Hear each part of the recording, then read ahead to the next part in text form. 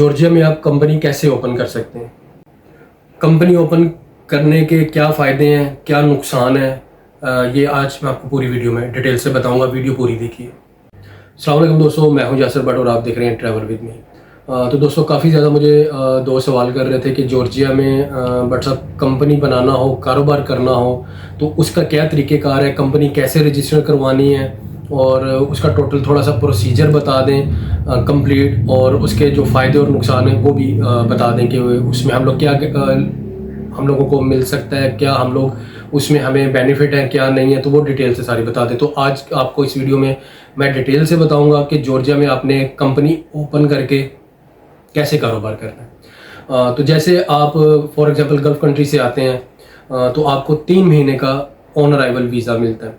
तो जैसे आप कंपनी आपको एंट्री मिली, आप जॉर्जिया में आए हैं, तो यहाँ पर आपने अपना पासपोर्ट लेकर पब्लिक सर्विस हॉल जाना है। वो आप तबलीसी में भी है, कुतैसी में भी है और बाकी सिटीज़ में भी है। फॉर एग्जांपल तबलीसी में है तो आप अगर तबलीसी की फ़्लाइट है तो आप तबलीसी जो पब्लिक सर्विस हॉल है आप वहाँ पर जाएं और वहाँ पर आप उनको बोलेंगे कि मैंने कंपनी ओपन करनी है, तो उसका क्या सिस्टम है वो आपको फ़ीस वगैरह बताएंगे और आपको कुछ डॉक्यूमेंट देंगे। लेकिन उसके लिए आपको एक ट्रांसलेटर चाहिए जो आपके साथ अंदर जाए, और एक फॉर्म होता है जो जॉर्जियन में और इंग्लिश में होता है। जब आप पब्लिक सर्विस हॉल जाते हैं तो उसके बाहर ही आपको काफ़ी ज़्यादा एजेंट मिल जाएंगे। वहाँ पे लेडीज़ भी हैं, एजेंट्स भी हैं। वो आपसे पैसे लेंगे और आपको इंग्लिश और जॉर्जियन में आपको वो पूरी आपको फिल करके फॉर्म दे देंगे और आपके साथ जाकर आपका प्रोसीजर सारा करवा देंगे। वो अपनी फ़ीस आपसे लेंगे। उसके बाद आपने जो कंपनी की फ़ीस है, कंपनी ओपन करने की फ़ीस, वो फ़ीस आपने अंदर ही पब्लिक सर्विस हॉल में ही बैंक में जमा करवानी है। और मोस्ट जो इम्पोर्टेंटली चीज़ है वो ये है कि आपको वहाँ का लीगल एड्रेस चाहिए। और अब कई लोग ऐसे हैं जो आपको ये चीज़ नहीं बताएंगे और उसमें भी आपको मिसगाइड करेंगे। तो उसमें आपने क्या करना है, जो एजेंट पब्लिक सर्विस हॉल के बाहर आपको मिलेगा आपने उसी को बोलना है कि मुझे लीगल एड्रेस भी चाहिए, तो वो आपको उसके भी पैसे चार्ज करेगी और वो आपको लीगल एड्रेस जो है वो भी दे देगी जो कंपनी में आपने रजिस्टर करवाना है। ठीक है, वो आपको लीगल एड्रेस देगी। खुद ही उनके पास होता है, जो एजेंट बाहर होते हैं उनके पास लीगल एड्रेस होता है, वो आपको लीगल एड्रेस देगी, उसके भी चार्ज करेगी और आपको जो फॉर्म वगैरह फिल करके देगी उसके भी आपको चार्ज पैसे करेगी। बाकी वो आपके साथ जाएगी, हर चीज़ कंप्लीट खुद ही फॉर्म वगैरह फिल करेगी, आपका पासपोर्ट लेगी और अपने पासपोर्ट के ऊपर वो आपकी पासपोर्ट की डिटेल सारी एंटर करेगी। वहाँ पर जो फिर उसके बाद अंदर टोकन लेना होता है, वो टोकन लेकर खुद ही जो जिस काउंटर पे भी है वो आपके साथ जाएगी, सारी उनको डिटेल शेयर करेगी, अपने सिग्नेचर करेगी, आपके सिग्नेचर होंगे, वो सारा कंप्लीट करके तो फिर आपने बैंक की फ़ीस जमा करवानी है अंदर ही। वो फ़ीस जमा करवा कर सारा कंप्लीट करके उसके बाद वो आपको बोलेंगे कि 24 घंटे बाद आकर आप अपना जो है वो उसका कंपनी का जो ओपन वो जो पेपर मिल जाता है रजिस्ट्रेशन की, आपकी रजिस्टर हो गई है कंपनी, आपको मैसेज भी आ जाता है। तो नेक्स्ट डे आपने जाकर वो आपका फॉर्म दे देंगे। वो जो फॉर्म है इट्स मीन वो आपका कंपनी का ही फॉर्म है, उसके ऊपर बारकोड पूरी कंपनी की डिटेल होती है। वो कोई भी चेक करे, आप मारेंगे तो आपका पूरा रिकॉर्ड जो ऑनलाइन शो होना शुरू हो जाएगा कि इस बंदे की ये कंपनी है, ये कंपनी का नाम है, ये इसका टैक्स सिस्टम, वो सारा उसके ऊपर जो है वो मेंशन हो जाता है और पूरा ऑनलाइन रिकॉर्ड आ जाता है। ये वो लोग हैं जो पासपोर्ट जिनके पास है और वो पासपोर्ट लेके जा सकते हैं। दूसरी कैटेगरी जिन लोगों ने असाइलम की हुई है और वो कंपनी ओपन करना चाहते हैं, पेपर वर्क सेम ही है, सारा कुछ ऐसे ही है जो मैंने बताया।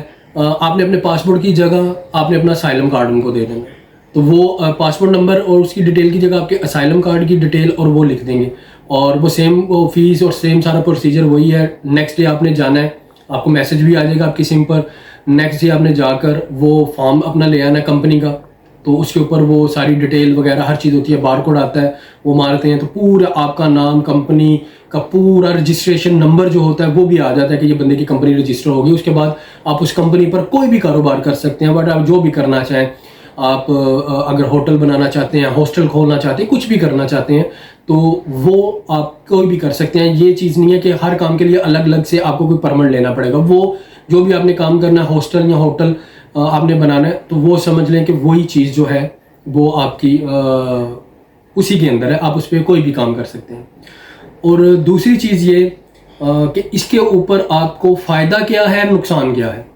फ़ायदा सिर्फ इतना है कि आपकी कंपनी ओपन हो गई है, आपके पास पैसे हैं, आपने होटल ओपन कर लिया, ठीक है, आप चलाएं, या हॉस्टल ओपन कर लिया आप चलाएं, या कोई और छोटा मोटा सा कोई अगर आप काम करना चाहते हैं तो आपने वो ओपन कर लिया, आपने रन करना शुरू कर दिया। उसके बाद आप जो बैंक से बैंक का आप जाएं, बैंक अकाउंट अपना ओपन करवाएं, फिर वो आपको एक मशीन भी दे देते हैं ऑनलाइन सिस्टम जिसमें आपने देना, उस पर आपको टैक्स पड़ेगा, आपने कंपनी को टैक्स पे करना है, बैंक को टैक्स जाता है, तो वो सारे मामला हैं। लेकिन इसमें जो इसके जो नुकसानात हैं वो ये है कि अगर आप बोलें कि मैंने कंपनी ओपन कर ली है, मैं अब बैंक में जो वो मुझे टैक्स बोल रहे हैं वो मैं मंथली या सालाना अपना टैक्स पे कर रहा हूँ और अपना बिजनेस अच्छा सा रन कर रहा हूँ, मैं 6 महीने 1 साल बाद या 2 साल बाद अपनी बिजनेस TRC अप्लाई कर लूँ, या जो मैंने कंपनी ओपन की है इसके ऊपर मैं कोई कोटा सिस्टम लेकर पाकिस्तान, इंडिया या इधर उधर से लोगों के वीज़े निकलवा कर मैं उनको वर्क परमिट पर वीज़े देकर जॉर्जिया बुला लूँ, तो ऐसा भाई साहब कोई सीन नहीं है। वो सिर्फ कंपनी ये है कि आपकी कंपनी ओपन हो गई, आप कारोबार कर सकते हैं वहाँ पर लीगल, ठीक है। उसमें ना आपकी बिजनेस TRC बननी है, ना आपको कोई वीज़ा कोटा सिस्टम मिलना है। क्योंकि मुझे बहुत से पाकिस्तानी अपने और इंडियन भाई पूछ रहे थे कि यार अगर हम वहाँ पर आके कंपनी ओपन कर लेते हैं तो हमें कोटा सिस्टम मिल जाएगा, वहाँ पे 3-4 वीज़े मिल जाएंगे जो हम लोग बाहर से अपने किसी भाई को या किसी कज़न को, किसी रिश्तेदार को उसके ऊपर जॉर्जिया बुला लें। तो भाईजान वीज़ा कोटा सिस्टम जो है वो तो बड़ी दूर की बात है, आपकी बिजनेस TRC नहीं बननी, वो देते नहीं है किसी को। बिजनेस जितना मर्जी आप कर लें, जितनी मर्जी इन्वेस्टमेंट कर लें, वो TRC बनाकर नहीं देते हैं। काफ़ी ज़्यादा जो मैंने नोट किया, गल्फ़ से जो सऊदी हैं, जो अमाराती हैं और गल्फ़ की कंट्री जो हैं, लोगों ने वहाँ पर जो हॉस्टल बनाए हुए हैं तबलीसी में, और या कोई अच्छी कंट्री वाले और हैं उन्होंने हॉस्टल वगैरह बनाए हुए हैं या होटल वगैरह बनाए हुए हैं, उनके पास भी भाईजान TRC नहीं है बिजनेस, और ना उनको कोई कोटा सिस्टम है। वो क्या करते हैं, उनके पासपोर्ट पर जो नियरेस्ट कंट्री हैं वो इन आउट करते हैं, उनको 1 साल का वीज़ा मिलता है। हम लोगों को तो 3 महीने का मिलता है ना। अब फॉर एग्जांपल कोई सऊदी है जिसने होटल बनाया हुआ या हॉस्टल बनाया हुआ है, अब उसको 1 साल की एंट्री मिली है, वो उससे पहले यहाँ से तुर्की चला जाएगा या अजरबैजान चला जाएगा, वहाँ से इन आउट करके वापस आके उसको फिर 1 साल का वीज़ा मिल जाएगा। तो लोगों ने ज़्यादातर ऐसे कारोबार किए हुए हैं, उनके पास भी TRC नहीं है और ना कोई वीज़ा कोटा सिस्टम है। इसमें बस बेनिफिट ये है कि आप कारोबार कर सकते हैं, अगर आपके पास अच्छे खासे पैसे हैं, आपने कारोबार कर लिया और वहाँ पर आप कमा रहे हैं। लेकिन प्रॉब्लम यह है कि आप 6 साल कमाएं, 10 साल कमाएं, 20 साल वहाँ पर रहें, आपका लीगल स्टेटस जो है वो कोई नहीं। आपने या तो असाइलम पर ही गुजारना है, केस अपना आगे करवाते जाएं, अदालतों के चक्कर लगाते जाएं, केस आगे करवा लें और बस चुप करके अपना कारोबार चलाते रहें। जॉर्जिया छोड़ के आप कहीं नहीं जा सकते, जॉर्जिया छोड़ के आपने जब भी जाना है आपने फाइनली वहाँ से एग्जिट करके जाना है, क्योंकि ये 2023 के बाद से बिजनेस TRC में 22 शुरू, 23 आप कह सकते हैं, 22 का लास्ट या 23 का शुरू, उसके बाद से TRC किसी किस्म की नहीं बन रही है। खासतौर के पाकिस्तानी जो हैं उनकी तो बिल्कुल भी नहीं बन रही है। 2022 के लास्ट से आप सोच लें कि 22 से और 23 जो पूरा ही है, उसके बाद से बिल्कुल भी जो TRC हैं वो बिजनेस TRC भी किसी किस्म नहीं बन रही। इवन अब तो कई केसेस मैंने ऐसे पाकिस्तानी देखे हैं कि जो स्टूडेंट आए हैं, बेचारे स्टूडेंट के भी 40% रिजेक्शन आई है MBBS की TRC पर, और कईयों के तो बेचारों के बैंक अकाउंट भी नहीं खुले हैं। तो इसलिए ये बड़ा मसला है, ये सूरत हाल है।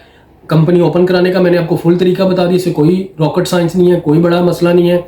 जो मैंने आपको तरीका बताया वहाँ पर जाएं, फीसें जमा कराएं, एजेंट आपको पब्लिक सर्विस हॉल के बाहर ही मिलेगा, वो आपको लीगल एड्रेस भी दे देगा, वो आपके साथ अपने अपनी चार्जेस लेगा, आपको इंग्लिश में फॉर्म भी बना के दे देगा, आपको जॉर्जियन में बना के दे देगा, खुद काउंटर पे जाएगा, टोकन नंबर लेगा, खुद जाकर वो जिसके टोकन पर आपका वो नंबर आएगा उसको सारी डिटेल देगा, उसमें अपने साइन करेगा, अपना डेटा देगा, आप अपने साइन करेंगे, अपना डेटा देंगे, डेट कंपनी ओपन। उसके बाद आपने नेक्स्ट डे जाके अपने कंपनी का रजिस्ट्रेशन फॉर्म ले आना है, अल्लाह खैरी से कंपनी ओपन हो गई। और नुकसान आपको मैंने बता दिया, आप 5 साल रहे, 10 साल रहे, TRC नहीं मिलनी और कोटा सिस्टम नहीं मिलना। क्योंकि ये पिछले दिनों में मुझे इतने पाकिस्तानियों ने फ़ोन और मैसेज किए कि जी हम कंपनी ओपन करके कोटा सिस्टम ले सकते हैं या TRC बना सकते हैं। ना भाईजान, ना TRC बनती है, 22 के एंड से अब तक बंद की हुई उन्होंने, और ना आपको कोई कोटा सिस्टम मिलना है। तो ये थी आज की वीडियो। इसमें मैंने कंप्लीट इन्फॉर्मेशन बता दी है कंपनी कैसे ओपन करनी है और फ़ायदे क्या और नुकसान क्या। और इसके बाद आपको कोई सवाल हो तो आप मुझसे पूछ सकते हैं। आने वाली वीडियो में मैं आपको ये भी बताऊंगा कि रिसेंटली पाकिस्तानियों की क्या रेशो जा रही है जॉर्जिया से डिपोर्ट करने की, क्योंकि रिसेंटली बहुत ज़्यादा रिजेक्शन हो रही है। वो भी मैं आपको बताऊंगा, कुछ मेरे पास स्टोरीज भी हैं जो लोगों के साथ यहाँ पर हुआ है। नेक्स्ट वीडियो में मैं इंशाल्लाह आपके साथ वो भी शेयर करूँगा।